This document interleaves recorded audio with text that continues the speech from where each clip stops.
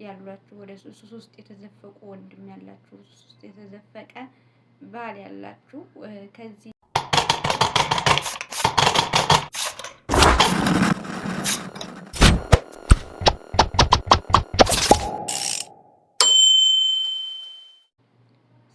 ሰላም ውዴና የላይቶፕ ቤተሰቦቼ እንደምን አላችሁ? እንደምን ቆያችሁኝ? እግዚአብሔር ይመስገን። እንኳን ወደ ናይላይቶፕ በሰላም መጣችሁ። ዩቲዩባችንን ሰብስክራይብ፣ ላይክ እንዲሁም ሼር እያደረጋችሁ አበረታቱን። ዛሬ ይዤላችሁ የመጣሁት ቪዲዮ ለሱሰኞች የሚሆን ወደ ሱስ የገቡ ወጣቶች እንዲሁም ወንድሞች ያሏችሁ ወደ ሱስ ውስጥ የተዘፈቁ ወንድም ያላችሁ ሱስ ውስጥ የተዘፈቀ ባል ያላችሁ ከዚህ ከሱስ እንዴት መላቀቅ እንዳለባችሁ ወይ ደግሞ ለዚህ ለሱስ ምን የዳረጋችሁ ምን አይነት ምክንያት እንደሆነ በዚህ ቪዲዮ ላይ የምንመለከት ይሆናል። አብራችሁን ቆዩ። ይቅና አባትህን ጠይቅ፣ ቤተሰቦችህን ጠይቅ። ምን ይመለክ ነበረ? በአዳም ልኮ ምን ይደረግ ነበር? እንዴት ይገበርለት ነበረ? ከነማን ቤተሰብ ላይ የተገኘው ብሎ መጠየቅ፣ እንዲጠይቅ ማድረግ፣ ነገሮችን እንዲያገናዝብ ማድረግ ነው። ከዛ በኋላ ያገኘዋል። ምንም እንኳን በአዳም ልኮ የማያመልኩ ቤተሰቦች ውስጥ የተወለደ እንኳን በሆነው ከቤት ወጥቶ የደና ቤተሰብ ልጅ ሆኖ ዱርዬ ሆኖ ደግሞ ያደገ ልጅ ከሆነ ደግሞ ይጋባበታል ከዱርዮች። ለምሳሌ የሀብታም ልጅ ሆኖ ዱርዬ የሆነ ሰው አውቃለሁ እኔ። የሀብታም ልጆች ይሆናሉ፣ ግን ትምህርት ቤታቸው ውስጥ ዊድ ያደርጋሉ፣ ሀሺሽ ያጨሳሉ፣ ብዙ ነገሮች ያደርጋሉ እና በዛ ለምደው ከሰፈር ዱርዮች ጋር ጫት ቤት፣ ከረምቦላ ቤት፣ ፑል ቤት ምናምን ይገናኛሉ። በዚህ የተዋወቁ ማፊያ የቤታቸውን ዕቃ አውጥተው እየሸጡ ለሱሳቸው ማብረጃ ያደርጉታል እየሸጡ የእናቱን ጌጣጌጥ አውጥቶ የሚሸጥ። ዱርዮቹም እንደጠፋው ልጅ ሂድና ከቤተሰብ ገንዘብ አምጣ ብለውት የጠፋው ልጅ ሉቃስ ወንጌል ምዕራፍ 15 ላይ ያለው 18 ላይ ያለው ማለት ነው። ያ እንድክ እንደዛ ልጅ በቃ ከቤቱ ብር አምጥቶ በደንብ አድርገው ካጫፈሩት፣ በደንብ አድርገው ገንዘቡን ካጫረሱት በኋላ በቃ ንካው ብለው የሚያባሩት ብዙ የሀብታም ቤተሰብ ልጅ አለ። ዱርዬ ሆኖ የሚቀር ሴት አተራማሽ ብቻ ሆኖ የሚቀር ተደባዳቢ ባይሆንም ግን ለሱሱ ማብረጃ የማይገባበት ጉድጓድ የለም። ግብረ ሰዶም እስከ መሆን ሴተኛ ማነው ሌሎች ነገሮች እስከ መግባት ድረስ የሚደርሱ አሉ። ሃይማኖት እስከ መቀየር ኢሉሚናቲ ውስጥ እስከ መግባት የሚደርሱ አሉ። አንገታቸው ላይ የሚያንጠለጥሉት ለሃይማኖት ምንም ነገር ቦታ እንዳይኖራቸው ብር አለ ተብሎ የሚታሰብበት ቦታ ላይ ክርብት ብለው ገብተው ምን ቸገረኝ ነኝ መኪናም ቤት የሚሰጠኝ ከሆነ ብር የሚሰጠኝ ከሆነ አይደለም ኢሉሚናቲ ሌላ ነገር ውስጥ ለማልገባም ብለው በቃ ሌላ ነገር ውስጥ የሚገቡ ብልሽሽት ያሉ የሀብታም ልጆችም አሉ እና ከነሱ መካከል ነጥሮ ወጥቶ ዱርዬ የሚሆን አስቡት። በጣም መልካም ቤተሰብ ውስጥ ያደገ እናትና አባቱን ስታዩቸው ጨዋ፣ አስቀዳሽ፣ ቆራቢ መነኩሴ እንኳን ዘመድ ቤተሰብ ያላቸው ሆነው ግን እንዴት ነው ይሄ ልጅ እንደዚህ ሆነው? ግን ምን ሆኖ እንደዚህ ሆነው? ለምንድን ነው ከኛ ቤተሰብ ተለይቶ እንደዚህ ሆኖ ሲባል ውሎ ከአህያ የዋለች ጊደር ፈስ ተምራ ትመጣለች እንደሚባለው ማለት ነው። እና በዚህ ልክ ወንድሜ ቡራ ቡል የሚባል ወንድሜ ስሙን ደጋግሜ ያነሳሁት ለምንድነው መነሻ የሚሆነኝ እሱ ስለሆነ ነው። ወንድማዊና እንደ መምህርነቴ እንደ ቤተክርስቲያን መምህርነቴ ወንድማዊ ምክር ላቀርብለት ነው የምፈልገው። ከዚህ በኋላ እንግዲህ ለሱ ነው የምናገረው ማለት ነው። ወንድሜ ቡራቡል ወይም ደግሞ ኪንግ ነኝ ወይም ንጉስ ነኝ የዱርዮች ንጉስ ነኝ ብለሃል። እንግዲህ ብትሆንም ባትሆንም በአጠቃላይ እስካሁን ያልኩትን ሰምተህ ከሆነ እስካሁን ያልኩትን እንግዲህ ለስንት ደቂቃ ያክል ነው? ወደ 40 ምናምን ደቂቃ ያክል ነው ያወራሁትና ሰምተው ከሆነ ትንሽ ግንዛቤ ይኖርሃል። ገጠመኝንም ወይም ደግሞ የተለያዩ ትምህርቶችን ለማዳመጥ እድል ይኖርሃል ብዬ አስባለሁ። ግን ሰዎች ቪዲዮን ቆርጠውት እኔ አሁን ከማወራበት ለአንተ መልእክት ካስተላለፍኩበት ጀምሮ ከሆነ የሰማኸው ወደ ኋላ ሄድ ብለህ ቪዲዮን እንደገና ብታየው ደስ ይለኛል። ምን እንደሆነ ታውቃለህ? ብዙ ቤት የመሄድ እድል አጋጥሞኛል። ከዛም አልፎ ተርፎ እስር ቤት ሄጄ የማስተማር እስረኞችን የማስተማር ትልልቅ ቦታ የታሰሩ እስረኞችን ወንጌልና መጽሐፍ ቅዱስ የማስተማር እንዲሁም የህይወት ልምዳቸውን የመካፈልና የመጠየቅ ኢንተርቪው ማድረግ እድሉ አጋጥሞኛልና እስር ቤት ገብተህ መታሸቱ ላንተ ምንም ላይ መስልህ ይችላል። ግን እስቲ ዝም ብለህ ይሄን እድል ተጠቀምበት። መሞት ያማረህ በህይወት መቆየት የማትፈልግ ከሆንክ የሚሻልህ ላንተ ብሎ ደሙን ያፈሰሰልህን ስጋውን የቆረሰልህን ቤዛ የሆነህን ዋጋ የከፈለልህን ኢየሱስ ክርስቶስን ተቀበለ ዘላለም ህይወት ብትኖር የሚሻልህ ያ ነው። ፍሪ ዌል ወይም ነፃ ፍቃድ ቢኖርህም እንኳን ወደ ሞት የመሄድ እድል ቢኖርህም ፍቃድ ቢኖርህም ፍላጎት ቢኖርህም ነፃነትህን ተጠቅመህ ብታረገውም ግን ሰው የሚጠቅመውን የሚያውቀው በነፃ ፈቃዱ ተጠቅሞ ነውና በነፃ ፈቃዱ ተጠቅመህ ደስ የሚልህን ነገር ከምታረግ ይልቅ ደስ የሚልህ ነገር እንድታረግ የሚገፋፋህን ስሜትህን ተቆጣጠረው፣ ልጓም አድርግለት። ከሌለ ደግሞ በዚህ ከባዕድ አምልኮ ጋር በተገናኘ መናፍስት አንተን በሆነ ቦታ ለክፈው ከነበረ ሲጋራ የሚያስጨስ፣ ጫት የሚያስቀም፣ መጠጥ የሚያስጠጣ፣ ጸጉሩን ፍሪዝ የሚያደርግ፣ በአጠቃላይ ዱርዬ የሚያደርግ ወሰንገላ ይባላል መንፈሱ ካላወቀው። ወሰንገላ የሚባለው መንፈስ እናንተ ቤት ውስጥ ወሰን ተብሎ ስም ተሰጥቶት ቡና ይፈላ ከነበረ ዱርዬ ያደርጋል። እናቶችንም አረቄ ጠጪ ያደርጋቸዋል፣ ጠላ ጠጪ፣ በቃ ሌላ ዓለም ውስጥ በእናትነት ህይወት ውስጥ ሆነው ዱርዬ ያደርጋቸዋል። መጠጥ በተለይ በጣም ይወድ፣ ሲጋራና መጠጥ በጣም ነው የሚወደው። ሐሺሽ ነክ ነገሮች፣ ሳጭስ ነክ ነገሮችን ወሰንገላ የሚባለው መንፈስ በጣም ይወዳል። የዚሁ መንፈስ ጓደኛ ደግሞ አዳልሞት የሚባል ደግሞ አለ። አዳልሞት የሚባለው መንፈስ ደግሞ ቡና መጠጣት ሰዓቱን ጠብቀው እንዲጠጡ ያደርጋቸዋል እናቶቻችንን። ዛሬ ወጣቱ የጀበና እያለ ጫት እያዘ ዙርባውን እዚሁ ተርዚናው ወጥሮ የቃመ ምናምን እንደሚሄደው አይነት ነገር የእናቶቻችን መንፈስ ወደ ልጆች ሲያልፍ እንደዛ ነው የሚያደርጋቸው።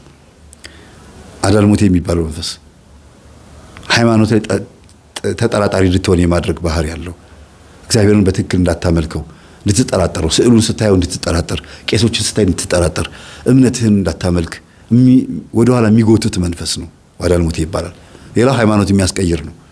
አዳልሞቴ ሃይማኖት ያስቀይራል፣ ወደ ሌላ እምነት የመውሰድ እንደዚህ አይነት ነገሮች ውስጥ ይከታል። ሌላው ደግሞ ይሄው ራሱ አዳልሞቴ የሚባለው መንፈስ ደግሞ በውርስ የማጣላት፣ ልጆች ወንድማማቾችን የማናቆር፣ በገንዘብ ምክንያት የማናቆር፣ የማባላት እንደዚህ አይነት ነገሮች አለ። ቤተሰብን እርስ በርስ ማባላት። ከነዚህ ደግሞ ትልቁ የሚባለው መንፈስ ደግሞ ጠቋር የሚባለው ነው። ከወሰንገላና ከአዳልሞቴ የሚበልጠው የትኛው ነው? ጠቋር የሚባል። ጠቋር የሚባለው በመጽሐፍ ቅዱስ ስሙ አዛዝኤል ይባላል። እየሰማኝ ነው አይደለም ቡራቡል? አዛዝኤል የሚባለው መንፈስ ማን ነው? ይሄ ጠቋር የሚባለው አዛዝኤል የሚባለው መንፈስ ደግሞ በጣም አደገኛ ነው።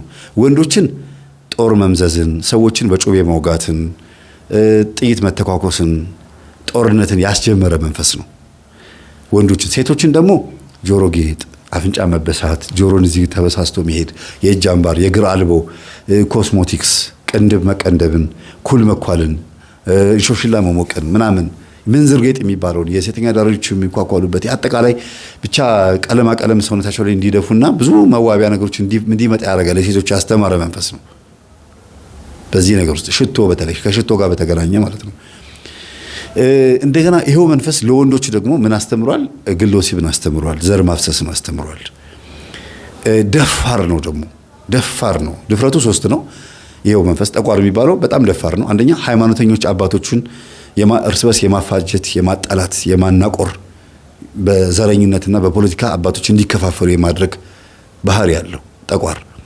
ሁለተኛ ደፋርነቱ ደግሞ ወንድም እህቱን እንዲደፍር፣ አባት ልጁን፣ ሴት ልጁን እንዲደፍር፣ ዘመዳማቾች እርስ በርስ ወሲብ እንዲፈጽሙ የማድረግ የማልከስከስና የማርከስ፣ የማዋረድ፣ አስገድዶ የመድፈር ስራዎችን ይሰራል የጠቋር መንፈስ ማለት። ሌላው ሶስተኛው ድፍረቱ ደግሞ ስድብ ነው። ስድብ ነው። እንግዲህ ከዚህ ውስጥ አንተ የትኛው ላይ እንደሆንክ አስበው። ሁሉንም ነው ማለት ነው።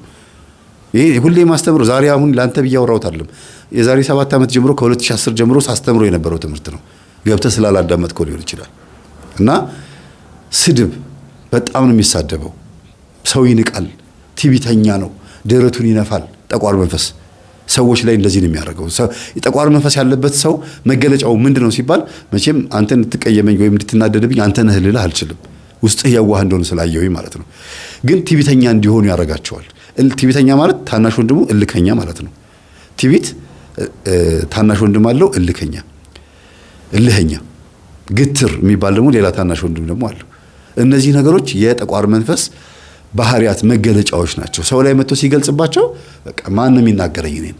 ልክ የሆነ ነገር ሲነገረው ሄዶ ተበቅሎ መምጣት፣ መሳደብ፣ ማዋረድ፣ መክሰስ፣ የማይከሰስ ሰው መክሰስ፣ ፍርድ ቤት መገተር። እንዲህ ሴቶች ላይ ሲሆን ደግሞ መክሰስ፣ በማን አለብኝነት ባሏን የምትደብድብ ሴት አላየህም?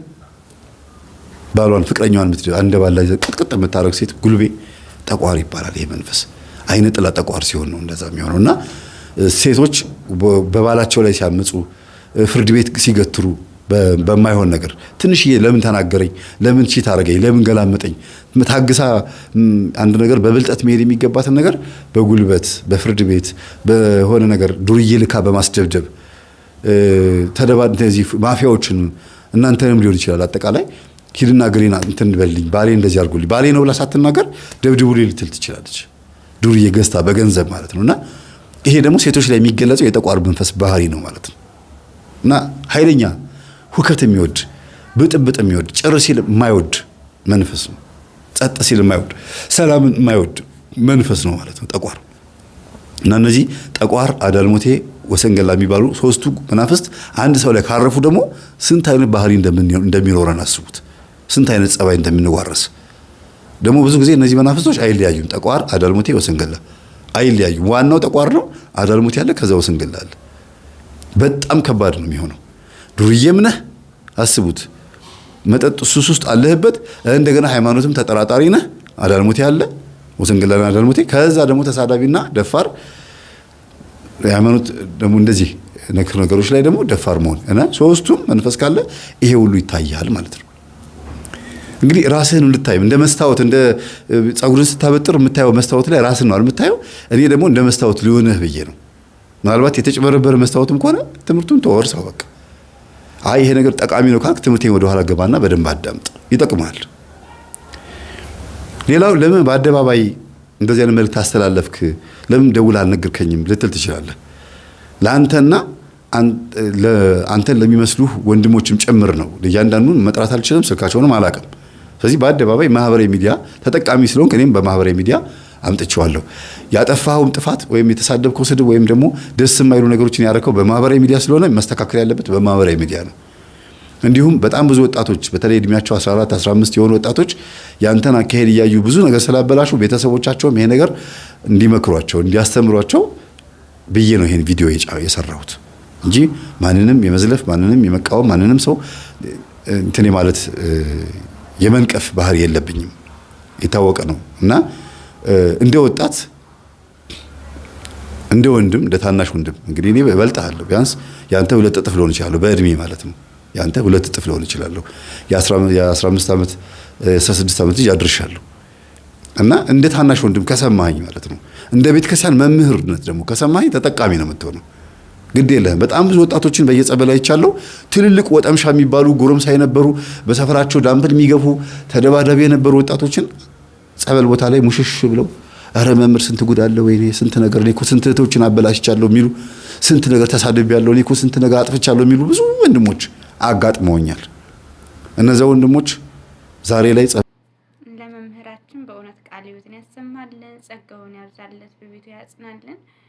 እንግዲህ እንደተመለከታችሁት የዛሬው ቪዲዮአችን ይሄንን ይመስል ነበረ። አብራችሁን ስለቆያችሁ በጣም ነው የምናመሰግነው። ከምክሩ እንደተጠቀማችሁበት አልጠራጠርም። እስኪ ኮሜንት ላይ አስቀምጡልኝ ምን እንደተረዳችሁና ከምክሩ ምን እንደተማራችሁ። ሙሉውን ደግሞ በመቶኛ የህይወት ገጠመኝ ላይ ታገኙታላችሁ። ሙሉ ማዳመጥ የምትፈልጉ በመምህር ተስፋዬ ዩቲዩብ ላይ ማለት ነው። አብራችሁን ስለቆያችሁኝ በጣም አመሰግናለሁ። ቻው ቻው።